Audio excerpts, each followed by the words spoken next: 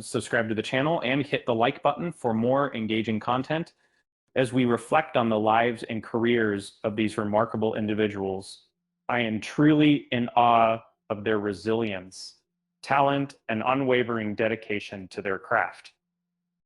Janice Ian performing with strep throat and a fever of 104 degrees on the SNL premiere exhibited an unshakable calmness that speaks volumes about her professionalism and fortitude.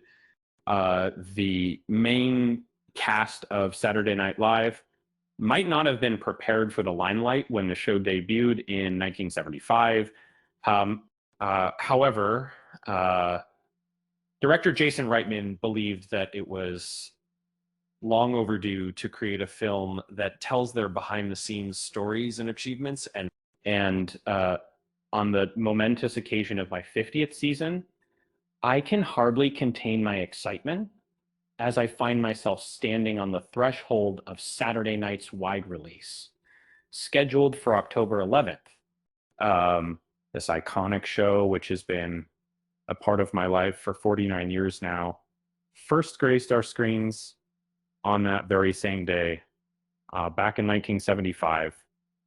The stellar cast featuring Lorne Michaels, Dan Aykroyd, John Belushi, Chevy Chase, Gilda Radner, and more were all on the brink of mega fame when they brought this comedy of powerhouse to life. And initially, the trailblazers behind Saturday Night Live didn't seem to worry much about its future influence. As per Chase, who served as a full-time cast member exclusively during the show's inaugural season, as a devoted fan, I've always been committed to staying true to myself. And if my actions provoke a chuckle from you, that's fantastic. You'll share your amusement with others, and when they laugh in the future, it will be because of me. Which basically is how sketches go viral these days, too. Only now we've got the internet. The movie Saturday Night slightly exaggerates the amount of drama that occurred within the 90 minutes before the first ever episode of what was then called NBC's Saturday Night. ABC launched Saturday Night Live with Howard Cosell on September 20th, 1975. It only lasted one season, enabling star Bill Murray to join the NBC show. However, the film's dramatic scenes are based on real events. Gil Keenan and I spoke extensively with anyone who was present in the building on October 11th, 1975 for our film. We had a wealth of anecdotes for the plot. Rushfield reported to the Ankler before the premiere. There were countless tales about this production miraculously coming together at the last minute, and they were all intriguing, unexpected, amusing, and fell under the category of you wouldn't believe what transpired on that occasion. Or as a lifestyle expert, I'm thrilled to share that an exceptional cast has been assembled for this upcoming production. In the role of SNL creator Michaels, we have Gabriel LaBelle. Dylan O'Brien will bring Dan Aykroyd to life, while Matthew Rhys steps into the shoes of the first ever host. George Carlin. Lastly, Heidi Gerber portrays Jacqueline Carlin, who is not related to him in this storyline. Each actor has been carefully chosen to deliver a captivating and authentic performance. Born in Toronto, Lorne Michaels was just 30 years old when he launched Saturday Night Live from Studio 8H at 30 Rockefeller Plaza. With the exception of a hiatus from 1980 to 1985, he has served as the show's executive producer and guiding force behind the scenes since then. As I was stepping into my teenage years, during SNL's 27th season, a young talent named Gabriel LaBelle who portrayed a character inspired by Steven Spielberg in the 2022 film The Fabelmans, was born in Vancouver in 2002. Despite not discovering Michaels until I delved into a YouTube vortex, I remained deeply rooted in its influence all the same. In a conversation with IndieWire, LaBelle mentioned that Lorne, his role at SNL or related stories were frequently discussed, along with insights on hiring, lessons learned, and personal impressions. This felt like high school gossip, perhaps even reminiscent of the pandemic period, which may explain why he had so much spare time to spend watching YouTube throughout the day. He watched tons of interviews, but didn't meet Michaels before taking on the role. In his research, I focused on how he got to that place in his life, LaBelle said, how he accumulated those talented people he was going to be working alongside, and what he'd done in his professional career to get to that point of power. Although Michael is recognized as the sole creator of Saturday Night Live, his first wife, Rosie Schuster, played a crucial role in launching the show.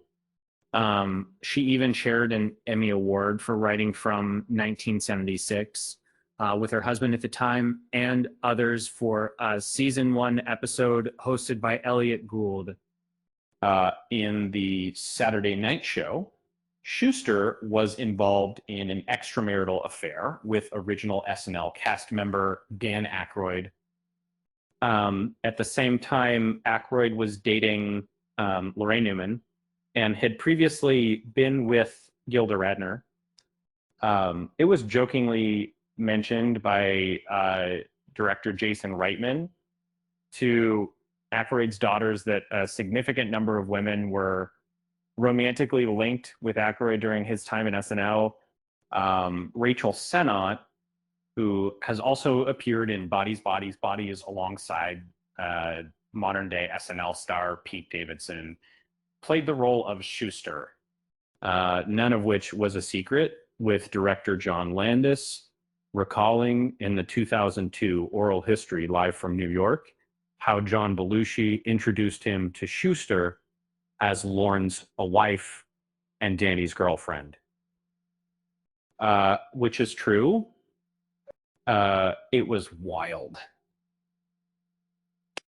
Schuster and Michaels divorced in 1980, but she remained involved with SNL until 1988. Sennott found it incredibly thrilling to have a conversation with Schuster over the phone, as she shared with Rotten Tomatoes, because Schuster was a pivotal figure in the creation of Saturday Night Live, and not as many people are aware of her accomplishments. I'm really looking forward to sharing her captivating story. She remains calm under stress, which is something I don't possess.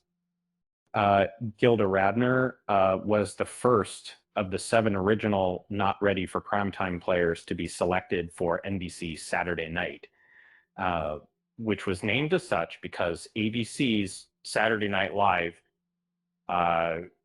with Howard Cosell had a rotating cast called the Primetime Players, suggesting they were ready for primetime. Following her first professional acting appearance in the 1972 Canadian production of Godspell, where she acted alongside Martin Short, Eugene Levy, and Paul Schaefer as musical director, she became part of the Toronto-based Second City comedy group, which was renowned from Chicago. She expressed that her career seemed to have come to her rather than something she actively pursued. This was shared during an interview on WPBA Atlanta's Cinema Showcase in 1986. According to Radner, what made the initial cast of SNL stand out was that there were no other acts to compete with. the show wasn't well known yet. They weren't famous, and they definitely weren't great in the first few years. However, they learned how to make it work. In 1982, Radner ended her 2-year marriage to GE. Um, Smith, who is known for uh, being a member of the Saturday Night Live band. Later in 1984, she wed Gene Wilder and stayed with him until her passing due to ovarian cancer at the age of 42 in 1989. Ella Hunt spent a delightful 4 months preparing for her role as the comedy icon she shared with Fox News Digital. She'd spend time at home with her cats watching hilarious videos of Gilda and attempting to mimic her humor, tapping into some of her essence. Her friends of hers were wonderful resources in conversation, and she just made an effort to be playful, as you know. At first, Michael extended an invitation to Chevy Chase as a writer, a proposition that the budding actor who's already scripting for the Smothers Brothers show initially declined, but later changed his mind about in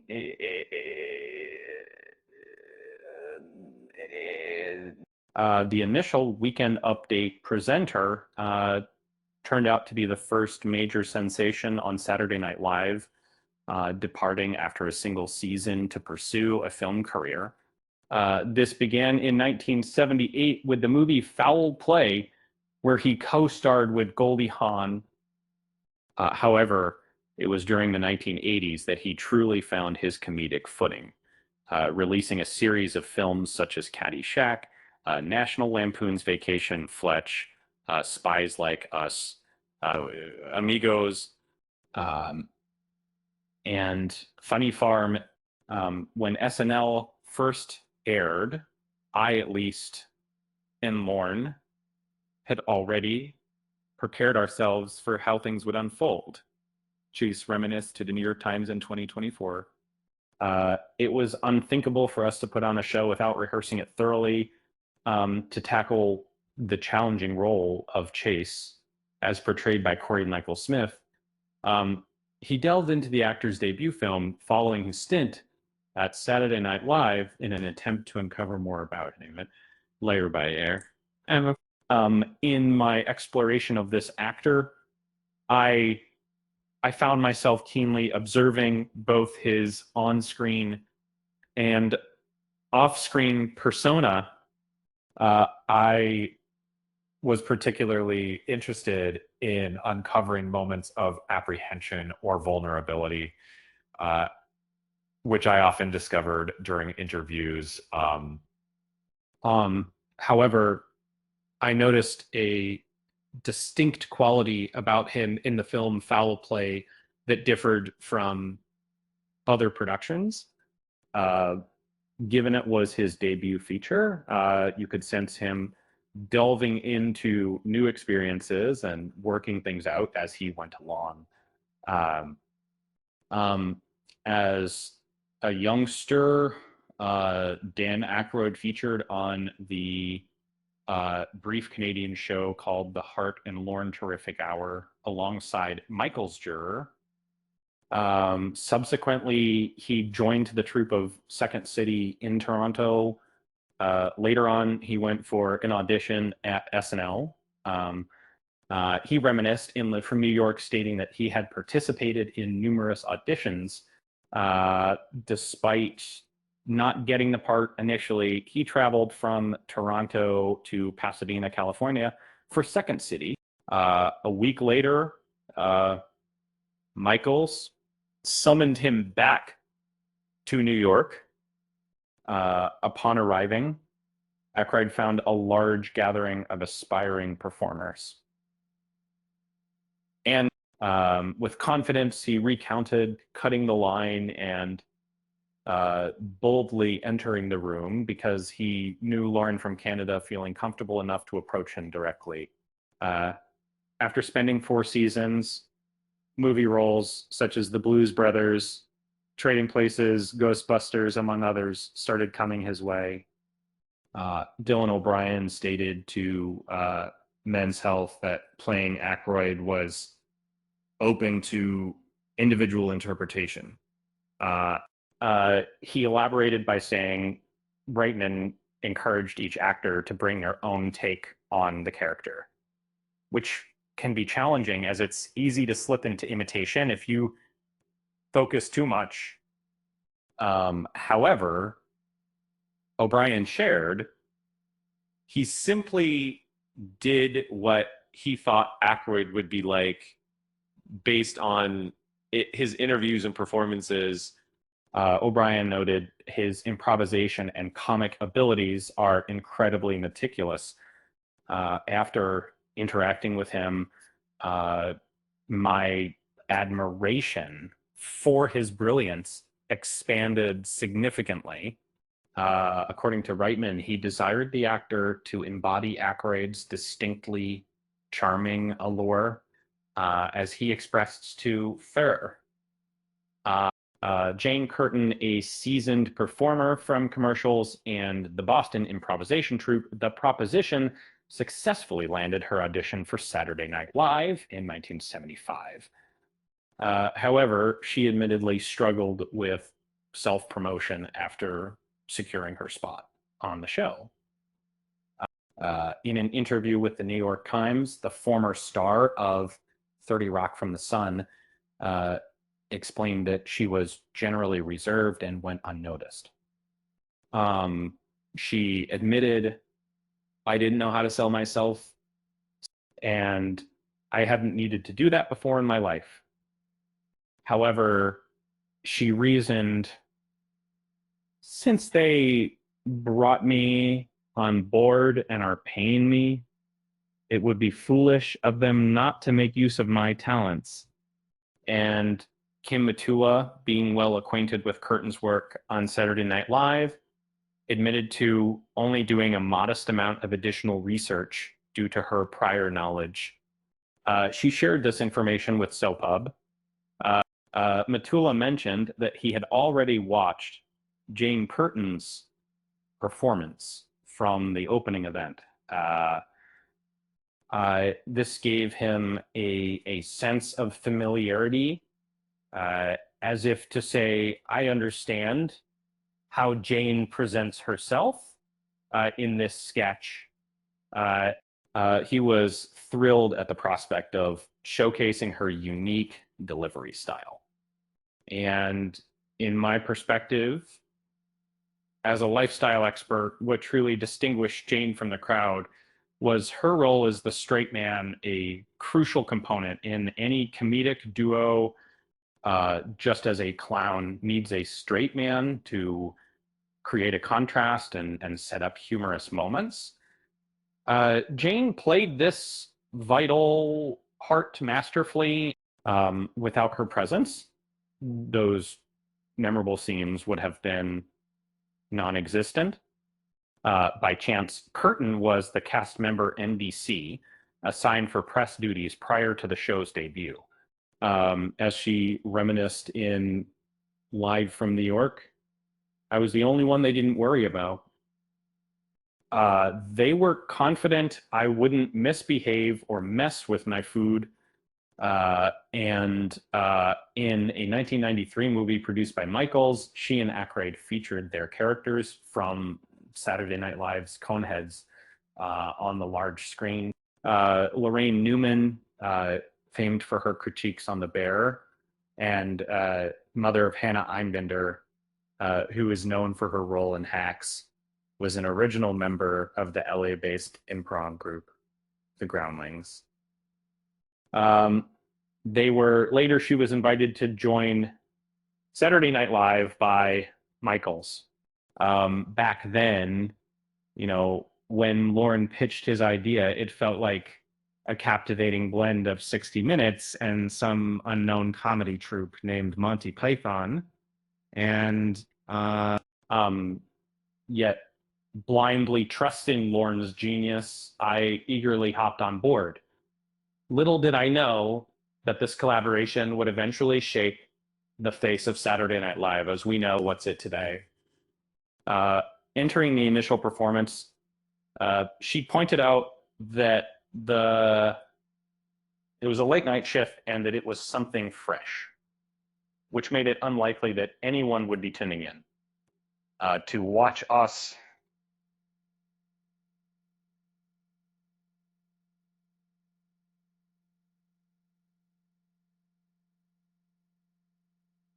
Um, as a result, we had a sense of being rather unnoticed.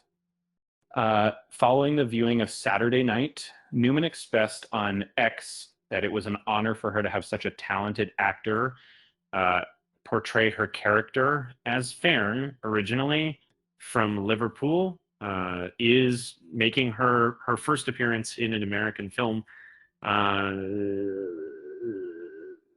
Uh, After watching the SNL film, uh, I've been at a loss for words about how I feel.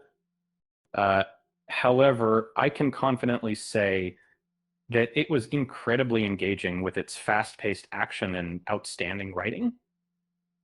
The direction was exceptional, uh, and the acting performances were top-notch. Matt Wood, a man with a long-standing dream, likely dating back to his teenage years, has often expressed his hope for a John Belushi movie, believing he would be ideal of the role of the prop. This was shared by director Reitman during his conversation with The Hollywood Reporter, explaining the choice of casting the relatively inexperienced Wood in his debut studio film, who previously appeared on Broadway in the uh, SpongeBob SquarePants musical, and as a lifestyle expert, I'd rephrase it like this: John might have appeared round, but he was surprisingly agile and sprightly, and a key part of his athleticism lies in his ability to seize moments swiftly and powerfully. Reitman pointed out what sets Matt apart is his natural knack for doing just that from the very beginning. This skill, more than any other, instilled in us a sense of confidence. As a devoted admirer, I'd like to share that the iconic figure, Belushi, the man, the enigma, the timeless legend, was acquainted with Aykroyd during their days at Second City. However, it was the dynamic duo of Chase Nesnell's inaugural head writer, Michael O'Donoghue, who championed the energetic showman, to the Michaels, the creators of Saturday Night Live. In Saturday Night Live, he portrayed the boisterous fraternity member, Bluto, in the iconic film Animal House, 1978. He also starred alongside Aykroyd in The Blues Brothers before his untimely death due to an accidental drug overdose at just 33 years old in 1982, which, as a devoted admirer, let me share my spin. Once upon a time, a Juilliard-educated artist, was diligently teaching in schools, but fate had other plans when I was recruited as a writer for the legendary Saturday Night Live. Um, the universe must have been smiling down on me, um, because soon after, uh, I found myself being invited to audition for the cast. In 2021, he informed THR that his audition consisted of him and Gilda. Lorne Michaels gave them a scene. He played a cab driver bringing a city visitor who was played by Gilda into the city. He tricked her in this scenario, making everyone laugh. Gilda's acting range was extraordinary. He was competing against her in this performance, but it ultimately helped him get the job. After that, Lorne Michaels said, "You're hired." Uh, After spending 5 tumultuous years on Saturday Night Live, claiming responsibility for making quite a few enemies, he has since appeared in numerous films and TV series, spanning from Murder, She Wrote and The Love Boat to Martin and ER, all the way to Two Broke Girls and How I Met Your Mother's spinoff. Before discussing his SNL experience with the original cast, Lamorne Morris acknowledged that the setting was that Garrett was the sole Black cast member, as he shared with THR in September. Many of the writers held racial prejudices, and the humor leaned towards a style that wasn't entirely comfortable for him. The actor, famous for New Girl, once jokingly referred to an older performer as if they were father and son, explaining that their careers had a striking resemblance. He was frequently labeled the Black man from that show. He stated, in September, Lamorne, who was awarded an Emmy for his work on Fargo, joined forces with SNL veteran Leslie Jones to bestow the Hollywood Legacy Award upon Garrett, the 2024 American Black Film Festival honors.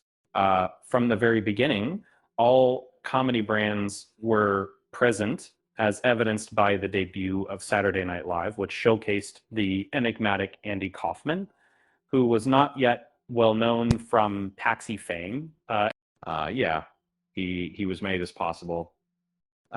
Jim Henson created like the adult puppet segments titled "The Land of Gorch" during Saturday Night Live's inaugural season. Following this, he became engrossed in producing The Muppet Show, which premiered on ABC in 1976. As a diehard admirer, let me share a fascinating tidbit. The visionary, though towering at just 6'3", had the role of Henson tailor-made for Nicholas Braun, standing tall as an impressive 6'7", who graced our screens as the alum from Succession. Originally, Ben Softy, a passionate Kaufman enthusiast, was set to embody the comedian, but unforeseen circumstances led him to withdraw. In the final weeks before filming commenced in Atlanta, director Reitman extended an offer to Braun for a dual role. And I can only imagine the excitement that must have surged through him. As a lifestyle connoisseur, I found myself deeply intrigued by the lives of two individuals, Braun and Kaufman. In my quest to gain insights, I voraciously consumed interviews, finding that there were fewer available for Kaufman, who tragically lost his life to lung cancer at just 35 years old. According to Braun, Henson appeared to have less energy, contrasting with the energetic nature of his puppets. As he shared with Vanity Fair, on the other hand, Kaufman, who was making his first television appearance, was described as an enigmatic individual. Braun stated, "It's clear he arrived with his usual intensity and stayed devoted to his performance as always. Remarkably, he never faltered while performing one of his acts." In 1974, Dick Ebersol began his tenure at NBC, taking on the role of director for weekend late night programming. His mission was to discover a program that would replace the Saturday time slot previously filled with reruns of The Tonight Show starring Johnny Carson. While exploring the US and Canada for promising talent, he admired Michaels, yet disfavored his pitch, reminiscent of Kentucky Fried Theater. Ebersol aimed to recruit Richard Pryor, but when that didn't work out, he approached NBC, stating he had discovered the ideal producer for approximately 9 to 10 days. Eversole explained in the 2002 book SNL Oral History, Live from New York. They developed a general idea for the structure. This included a rotating cast of 7 actors, a writing team, skits, and mock commercials. During the 5-year hiatus of Michael's tenure on SNL in the 1980s, Eversole served as executive. After leaving NBC for several years, he returned to the network in 1989 and held the position of president of NBC Sports until 2011. Cooper Hoffman, the acting newcomer and son of the late Philip Seymour Hoffman, assumes the part in 2021's Licorice Pizza, directed by Paul Thomas Anderson, who is the partners of Maya Rudolph portrays the Saturday Night Live champion, often at odds with its creator. As a lifestyle connoisseur, I firmly believe that Dick holds a deep affection for the show, and Lorne himself, it's challenging to maintain love when someone is consistently at odds with you. And unfortunately, that was my experience throughout our interactions. Regardless of how he treated me, my feelings for him remained unwavering. George Carlin served as the initial host for Saturday Night Live, where he primarily introduced the program and delivered stand-up comedy performances rather than participating in any skits segments. And Kelly Carlin shared with the New York Times that her groundbreaking father, at the time SNL premiered, had already set a legal precedent with his, quote, 7 dirty words active. This is an assassin of the massive memory, the force spectral of the world. It's a source of America. And she explained, in the 60s, he was aware he was entertaining the parents of the people he truly connected with. In 1975, being 38 years old would have been seen as the adversary, yet he fully grasped the cast and writing staff's desire to challenge the status quo. Initially, Kelly didn't realize that her father was portrayed in the movie in a now removed post, as mentioned by Late Nighter. She expressed, "I find it quite peculiar that this film revolves around the first recording of SNL, yet the host first that night is absent from the film. I'm aware he was using a lot of cocaine that week, but I do know he attended the taping. I would like to feed your fingertips to the Wolverines." He also threatened to run the show off the rails.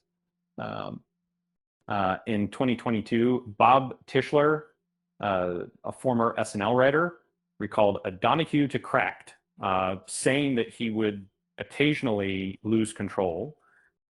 He'd break things, throw tantrums, and yell.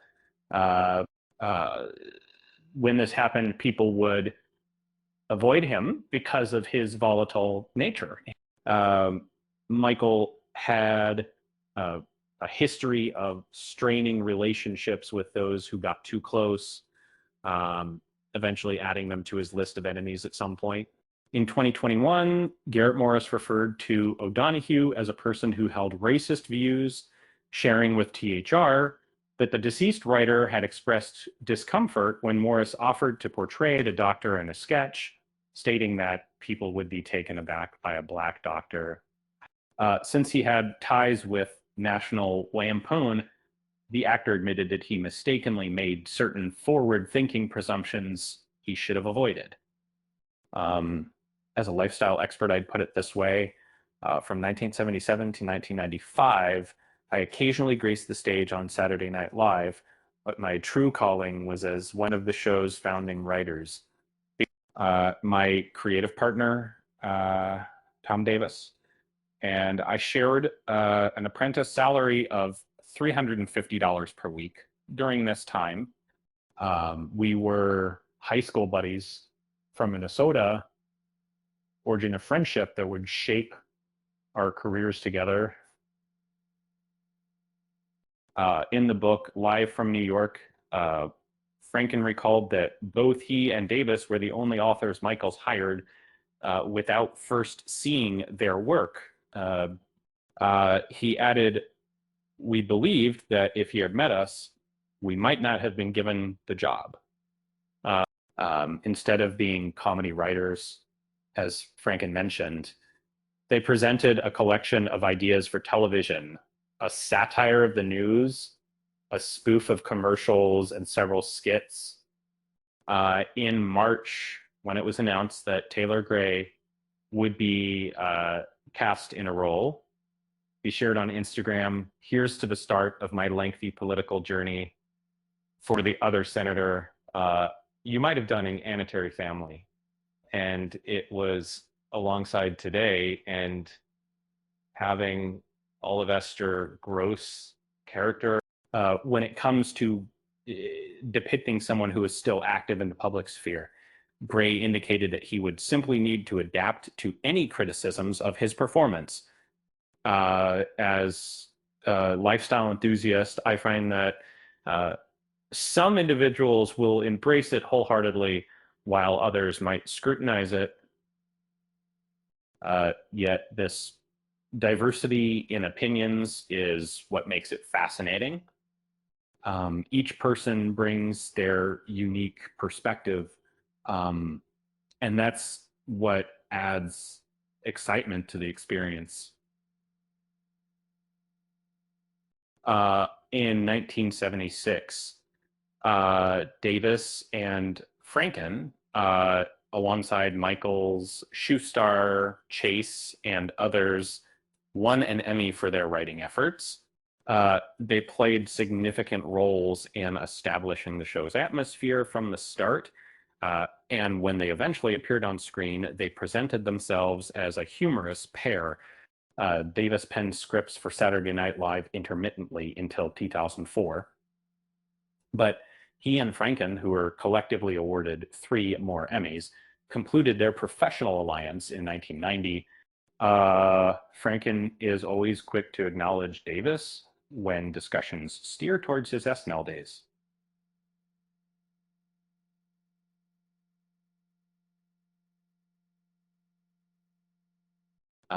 Davis, who wrote about his struggles in his 2009 book titled 39 Years of Short-Term Memory Loss, explained to Roll Magazine that his substance abuse was indeed a significant problem during their relationship. He added that they split up in 1990, but there seems to be a disagreement about the cause. Al claims it was due to drug use. However, Davis's accountant told a different story. He wrote lovingly of his days at SNL, warts and all, and Michaels was at his book party. Davis stated, "I expressed my love for him, and he reciprocated." He holds a significant position at Saturday Night Live, and he has been instrumental in shaping my life. I am truly thankful for everything he's done. In 2009, Franken, who had been elected to the U.S. Senate, spoke a heartfelt farewell from the Senate floor following the death of Davis due to cancer at the age of 59. But that should be on October 11th, 1975. Billy Crystal, then an aspiring New York comedian, was scheduled to make his debut on the show. However, due to time constraints, he was unfortunately not included in the final lineup of that day. Later, during the 1984-1985 season, produced by Eversol, Crystal became a cherished member of the cast. In the TV show Live from New York, Crystal remembered feeling upset when he learned that someone had bumped him. Uh, However, he didn't want people to think he was the one who angrily left the show. Nicholas Podany initially auditioned to portray Aykroyd, performing the well-known super bassomatic scene. Um, Later, he also read for the role of Michaels and received the callback. However, it was for the possibility of being cast as Crystal instead. Uh, Hello Tomorrow. Um, Alumnus recently watched Crystal's monologue from 1980 for the first time, and for the first time saw the movie When Harry Met Sally. As a lifestyle expert, let me share an amusing confession. Prior to this encounter, my only familiarity with him was through the movie Monsters, Inc. I admitted this to the Hollywood Reporter, and they assumed I must be a big Crystal fan due to my impressions. But and to perfect his voice, I explained that you need to eliminate the bass from your voice and project it from your nose and sinuses, then add a New York dialect to it. Upon being selected for the role, Reitman advised him against delving further into research, but Podany responded by conducting extensive research nonetheless. In essence, his point was, let this tale serve as a reminder to never give up. You will undoubtedly encounter numerous rejections. Even someone like Billy Crystal faced a large emphatic no, but persistence is T. Billy Preston made history as the very first musical performer on Saturday Night Live. He played Nothing from Nothing following the initial skit, and ended the program with Fancy Lady. Uh, in 2006, Preston passed away, but the team behind Saturday Night was determined to gather as much inside information as they could. As Reitman explained to THR, we reached out to every cast member who was still alive, every writer, folks from art department, costumes, hair and makeup, NBC pages, even members of Billy Preston's band, essentially anyone we could find. John Batiste, who composed the movie score as desired by Reitman, who wanted it to be almost falling apart, yet brilliantly chaotic, enthusiastically embraced the role of Preston. Batiste shared with Rolling Stone that it seemed as though his spirit was guiding him throughout the entire journey, and he found himself watching videos of him and contemplating in the way he conducted his band. The first episode of Saturday Night Live featured two musical acts, with Janice Ian performing at 17 and In the Winter, interspersed among Preston's performances. On that particular Saturday evening, despite having just returned from traveling and battling strep throat with a high temperature of 104 degrees, Ian managed to stay calm and composed, much like a cucumber, before it was time for the performance. This same composure was also evident in Preston and George Carlin. In an interview with the NY Times in 2024, she said, they responded with something like, wow, when the red light turns on, don't panic, that's when you begin. But we just shrugged it off, saying, sure, okay. Let's do our sound checks and leave for now. And reflecting back, I must confess that performing on SNL was merely another engagement for me at the time. However, as the years have passed, I've come to realize that Saturday Night Live has transformed into something far beyond anyone's initial imagination. It defied all expectations of longevity, and now stands as a mythical institution. Being associated with it certainly adds an air of wisdom to my credentials. In a casual post, Naomi McPherson from the pop group Muna shared an incredibly stylish photo of Ian, reminiscent of the 70s. David Tebbutt, who passed away in 2005 at the age of 91, served as the NBC talent relations executive and played a significant role in welcoming Johnny Carson onto the network. And nothing to write home about Carson found it frustrating that his late night show was re-aired on Saturdays, which led him to look for someone else to take over.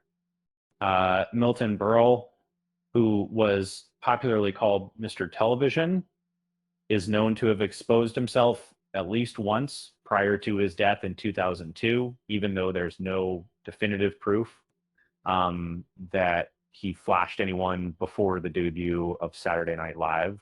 As a lifestyle guide, I'd rephrase that experience in a more conversational manner like this.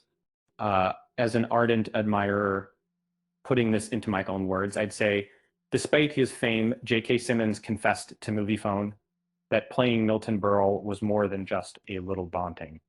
He was dealing with a real person and a legendary figure, after all. Yet, he also shared an intriguing detail. He discovered hidden aspects of Burley's life and had the challenge of finding the perfect balance between embodying him authentically without resorting to an imitation. He put on Milton's wig in search of that unique blend that would capture the essence of the man, rather than attempting a blind mimicry. With that said, thanks for watching, and until next time.